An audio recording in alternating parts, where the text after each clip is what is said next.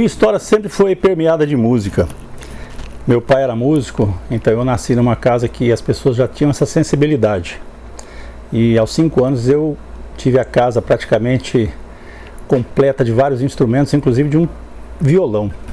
E na verdade aquele violão era a minha paixão, mas eu era muito pequeno e um instrumento muito grande. Razão pelo qual eu sempre, desde pequeno, tive esse pressentimento de que seria importante encontrar algum instrumento que pudesse, de uma certa forma, facilitar com uma criança como eu pudesse aprender e se musicalizar.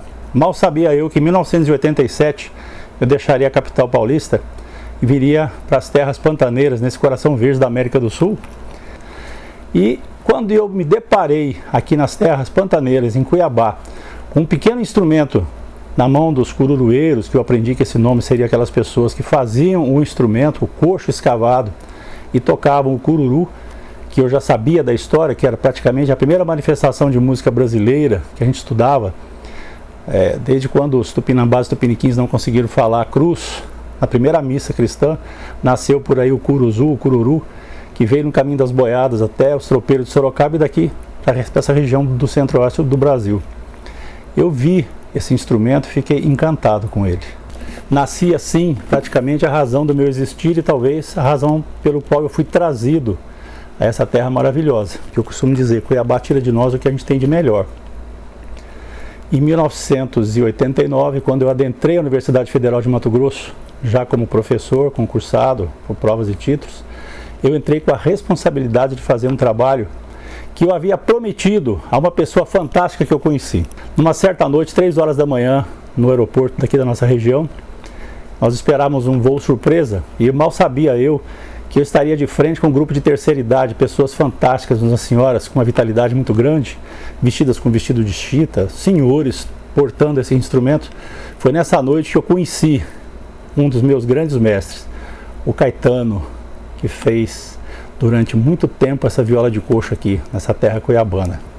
E eu falei para o Caetano, esse instrumento é maravilhoso, nós vamos fazer alguma coisa. Em 1989, então, adentrando a universidade, eu comecei um projeto Viola de Coxo, Novas Perspectivas. E foi assim, em 1993, após uma longa pesquisa de campo, junto com grandes mestres como Chico Salles, João Batista Rodrigues, Manel Severino de Moraes, eu fui conhecendo cada vez mais esse coxo maravilhoso, e que é interessante porque a gente ouve falar desde a Bíblia daqueles acompanhamentos que o coxo fez ao lado da Arca da Aliança. Então eu achei isso assim fantástico, essa história de ver em Cuiabá uma coisa que praticamente o mundo havia esquecido que existia. E então o nosso projeto passou a mostrar toda a vitalidade, a grandiosidade desse instrumento. Em 1993 eu lancei a minha primeira obra pela auditora da Universidade Federal de Mato Grosso, que é Viola de Coxo, Novas Perspectivas. Foi um método que nós fizemos com toda essa pesquisa que foi feita. Eu percorri o estado com Abel, ele fazendo aquela palestra da melodia imortal dele, aquela palestra onde ele faz uma viagem sobre a música. Além da viola de coxo, é claro que, além de tudo, ele fez um método para a viola de coxo. Tá fácil tocar viola de coxo com um método simples que ele fez, né? Eu encaminhei para várias universidades da Europa e dos Estados Unidos. E isso abriu realmente uma porta muito grande para que nós pudéssemos levar de volta ao velho mundo a prova de que o mato-grossense, que o cuiabano, ele é um fiel depositário de culturas maravilhosas. Nós levamos de volta ao velho mundo o coxo, que havia desaparecido no século XVIII. Já naquela altura com o nome de alaúde, tocado nas escolas francesas, alemãs e italianas, ele vem a desaparecer da Europa do século XVIII e renascer em terras pantaneiras aqui dos Paiaguá. Essa história é uma história fantástica e eu espero mostrar para vocês esse cadinho que nós fizemos junto com os cururueiros para que esse instrumento pudesse ser mais uma vez reverenciado e aplaudido. Porque uma coisa que veio de 2000 anos atrás, ele tem que ser muito bom. Essa peça tem que ser muito boa porque ele singrou os mares e veio parar em terras brasileiras e hoje está vivo, forte, tocando e cantando as músicas de devoção, de louvores aos amores nas terras de Cuiabá. Essa é a história que vocês vão conhecer com a nossa viola de coxo. Nós não temos uma uma representação mais expressiva, né, dessa cultura popular, se não pelos artistas magníficos que aqui cresceram, né, mas na parte acadêmica foi Abel, o grande divisor de águas.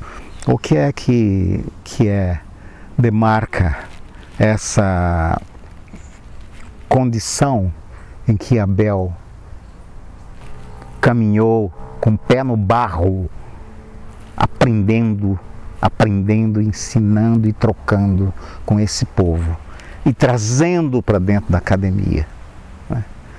Exatamente, ele fez um papel da retomada. Qual retomada, né? A retomada de que ele pega em suas mãos aquele legado dos grandes mestres e certamente, né, vem ficar nessa constelação como um primogênito de levar a viola de coxo aos píncaros da qualidade de um instrumento musical, sobretudo na sua tão expandida cultura, nas rodas encantadoras de Cururu, nas rodas de Siriri. Em 1989 nós começamos esse projeto Viola de Coxo, que teve o seu grande marco definido naquele encontro que eu tive com o seu Caetano no aeroporto, onde ele me mostrou esse instrumento e disse que a juventude que florescia em nosso estado, seus filhos, seus netos, praticamente não estavam vendo a grandiosidade desse instrumento, até porque as novas modalidades de música, de instrumentos eletrônicos, envernizados, a modernidade havia chegado aqui com a rádio, com os canais de televisão, e a juventude praticamente achou que a viola de coxo fosse alguma coisa assim, não tão interessante para tocar a música de sua época. Então nós começamos esse trabalho na Universidade Federal de Mato Grosso, baseando-se num livro muito interessante, que foi escrito em 1978 pela Julieta de Andrade, uma grande folclorista e pesquisadora, e ela, na sua obra, ela disse que o alaúde, ele reinou na época europeia, acompanhando diversas peças, óperas e instrumentações, mas que ele foi muito bem explorado. E ela, em 1978, ela já havia constatado que o instrumento viola de coxo não estava sendo visto com esses olhos também, como era visto o alaúde lá em terras europeias. E ela lamentou que nenhum músico tivesse feito esse tipo de pesquisa.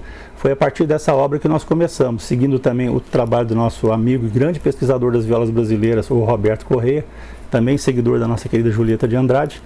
Nós nos debruçamos em mostrar para a humanidade que esse termo de coxinho, cocho e cocho viola, ele faz sentido, porque é uma resposta maravilhosa do bravo mato-grossense, que encontrando um pedaço de madeira macia e ferramentas de escavar a roda de carroça e os enxogoivas, ele praticamente criou um útero para poder fazer os louvores de devoção e o cântico das Marias. Então a gente observa que esse instrumento, por isso ele foi chamado de coxo, de coxinho, bem mais tarde de viola de coxo.